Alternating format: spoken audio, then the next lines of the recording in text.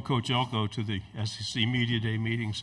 Want to remind people that once a coach leaves the podium here, he's not available outside the door. If you can refrain from two-part questions, that would be preferable for the benefit of your coworkers. And if there's any print media here, we do try to take care of electronic first. If we can get to you, we will. Thanks very much. We'll start on the first row here. Michael Bronner at WNSP in Mobile. I asked Trey Zune what the biggest difference is he thinks in the previous head coach to your start of your head coaching tenure here. He said accountability. I was wondering if you had any thoughts, given that you worked under the previous head coach, on what the difference is between your accountability and his accountability. Yeah, we haven't really looked back at all. I think one of the things that's really important when you take over a program is you just be really clear with what you're looking for. And I'll let other people judge the differences or judge what's different between me and Coach Fisher, but I haven't really spent a ton of time thinking about what's different. I think our focus is on what we want our program to look like, the culture that we want, the level of buy-in and discipline and accountability that we want, and that's kind of been where we focused our attention. Front row. Hi, Coach. AP Stedham, AP Kelly, as we see it, syndicated radio. Coach, you're going to be facing Riley Leonard. What can the Texas A&M fans look for when Riley Leonard comes to College Station? Yeah, I'm amazed that I've gotten this far, and this is the first time that question's been asked of me. Him and I have joked about trying to come up with some type of scripted answer. Listen, Riley's a phenomenal quarterback. He's a phenomenal competitor. He obviously played a huge role in our success at Duke, and in a lot of ways, me getting this job here at Texas A&M. And so, the irony of playing against him in the opener certainly isn't lost on me. He's going to do everything he possibly can to make sure that he has the upper hand on me for the rest of his life, and I probably will do the same. And so, it'll be very healthy competition. But I've got so much respect for him, his family, who he is as a young man, and so I kind of wish there'd be any other quarterback on the other side for the opener. Right side, third row.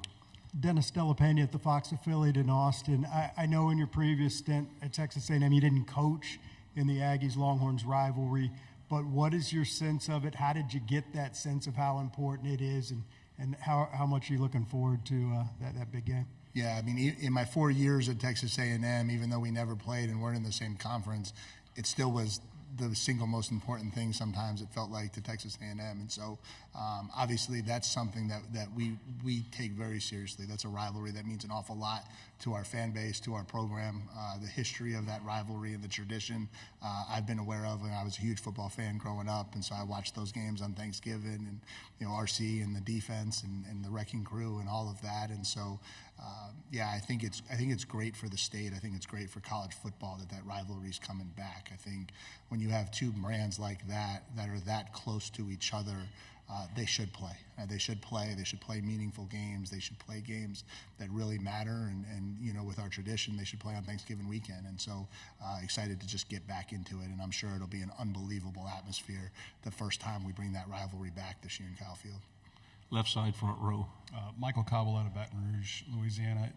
I know you brought team leaders with you, obviously, but just talking to them, it seems like they crave that leveling of playing field of expectations for everyone.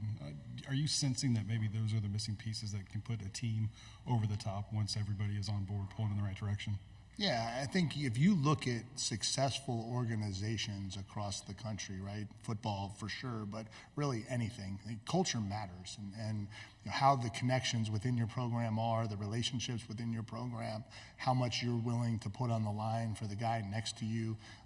Those things sometimes mean just as much as the offense and defensive plays that we call. And so, again, I don't know different or not, but I know that's really critical. And so it's been something we've been very intentional about this offseason, trying to bring everyone together, trying to get them around each other more.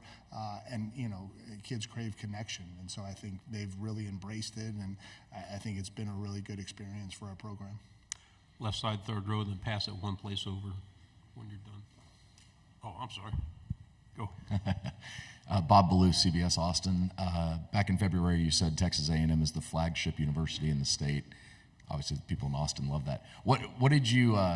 Why do you think that is, and what are some of the biggest advantages that you've seen coming back to A&M now as the head coach? Yeah, I think that statement was made much more in reference to our role focusing with high school coaches in the state than it was comparing us to any other school in the state. I just think, and I even followed it up quickly after with saying one of, but listen, it's not about, we have two great brands in this state, and the nice thing now is we're in the same conference and we play each other. And so that stuff will get settled in recruiting battles and it'll get settled on the field. And so we believe we have an infrastructure and the resources at Texas A&M to be the premier football program in the country. We're not the only school that thinks that, but I think our focus is trying to become the best version of ourselves, and we believe if we do that, the success will follow with it. Right side, fourth row. Coach Parker Ream from Fox 44 in Waco and College Station. You talked a lot about kind of the offense and what kind of step they need to take, specifically with your new OC, Colin Klein. What do you think he brings to the table this upcoming season, and is he going to fix kind of some of those frustrations that Aggie fans may have felt last year? Yeah, again, like a lot of conversation about last year, and we're not really trying to fix things from last year, focus on things from last year. I think Colin brings an innovative mind, a guy who played quarterback at an elite level. And so when you talk about success on offense, quarterback play is a huge piece of that, and obviously our ability to stay healthy at that position will be critical. I think the thing that really drew me to Colin was his knowledge of the game of football, his intelligence level, and understanding how to attack defenses.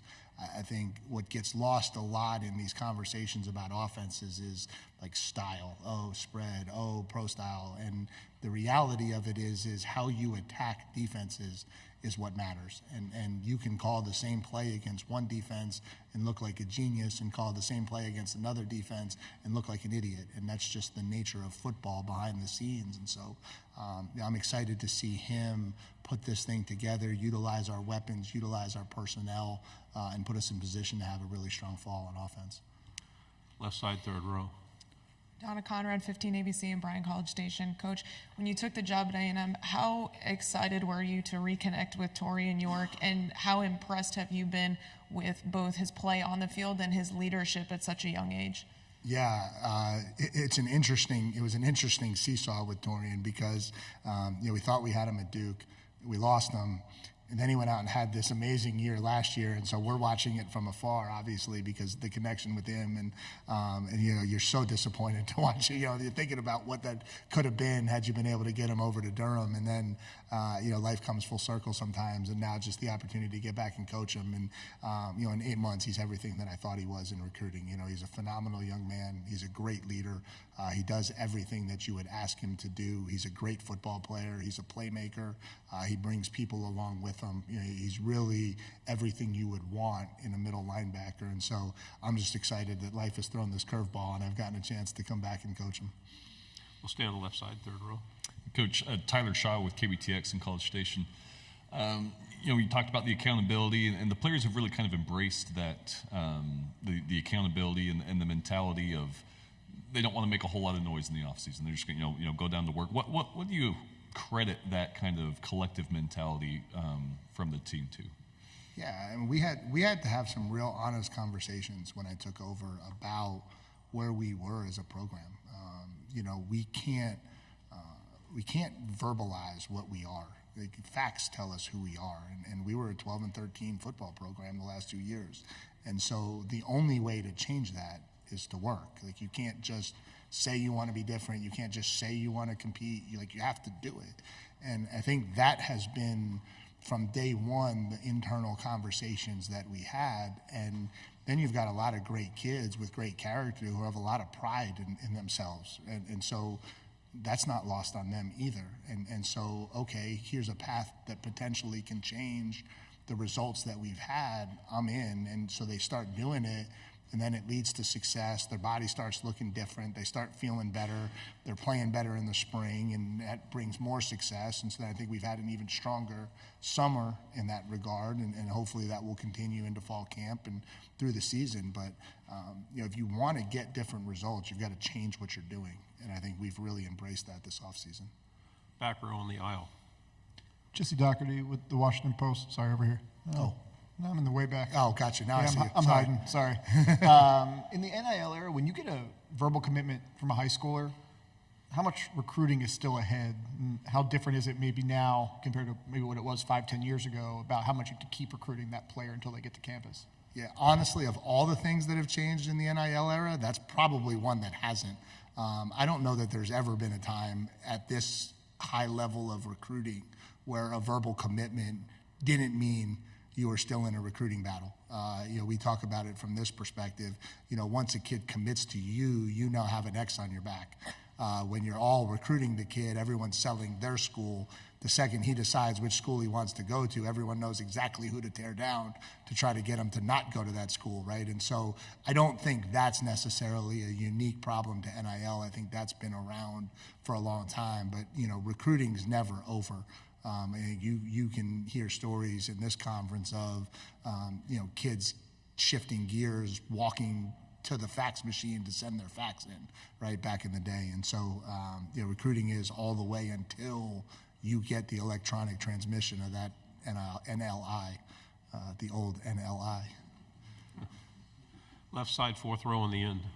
Hey, Coach. Parker Abels, 5 News in Northwest Arkansas. Since you joined the SEC, you've kind of redeveloped a rivalry with Arkansas. What does that rivalry mean to A&M, and what are you looking forward to in that game this year?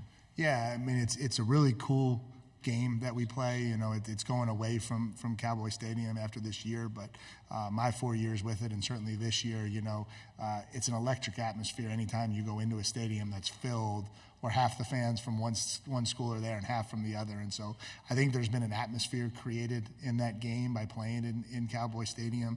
I think that certainly has enhanced it. Proximity has enhanced it. They're obviously the recruiting footprint and their desire to come into Texas and recruit, and us to need to keep the kids in Texas here. And so I think whenever you have those elements, I think you have a natural rivalry that gets created. And so, certainly looking forward to the last time that stadium's played this year in Cowboy Stadium. Right side, back row. Hi, Mike. James Grant with KETK and Tyler. I was going to ask you about incoming freshman Terry Bussey, electric high school athlete. I'm sure a lot of people in here have heard his name, seen his highlights, just what you've seen from him early on in the few looks you've gotten, and maybe moving forward where you see him fitting in offense and even defense, special teams, things like that. Yeah. The second question that I'm surprised took that so long for me to get today. Obviously Terry was a huge get for us, Mr. Texas. And so getting him down to College Station was huge. Obviously, he's a tremendous athlete. We think he has a really, really bright present and future, but he's extremely young. And he still hasn't actually had an official Texas A&M football practice. And so, we're really excited for him. I think he's going to start on defense, but I do think everyone's aware that he has flexibility to help us in a lot of ways. His ability in the return game is something that we want to look to take advantage of, and you certainly see him developing and playing a critical role for us, not only this year, but in the years to come as well. Left side, back row. One of you guys has it back there. All right. Coach JD with KLTV and Tyler, my wonderful colleague, just took my question, so that just speaks to how much great of a player he is. I'll ask you came back to the SEC after coaching in the ACC. What's something that you learned there that you're taking back? Yeah, I think you learn how to be a head coach, and until you become a head coach, you don't really know how deep and in depth it all goes. And so I think that's a big part of it. And then just learning how to lead every aspect of the program. I think that's something that's really critical as well. Left side on the aisle, and this will be our last one. Carter Yates, Dave Campbell's Texas football. Coach Shamar Turner gained 30 pounds this offseason. Now he's moving from defensive end to defensive tackle. What's his offseason been like? Yeah, I think, first of all, he had to rehab. He had a shoulder deal that he had to deal with from last year. And so, we were excited to be able to get him healthy and training. And I think he was very intentional in his decision to come back to school. He obviously had an opportunity to go pro last year and chose not to. And sometimes that goes two different ways. I think he has been extremely intentional about the decision he made, why he made it, and knowing the areas he had to improve. I think he wants to play from a flexible standpoint. When he goes into the NFL draft, he wants to be able to showcase teams that he can play in a lot of different roles. And so that was a big reason why he came back, was to get to that spot so that he can become a flexible player. And so I think he's going to be a plus player for us at defensive tackle. He's got tremendous takeoff. He's extremely physical. He's played an awful lot of football, and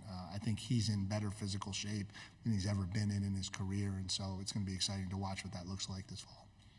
Coach, thank you very much. Good job. Thank you, for your guys. time.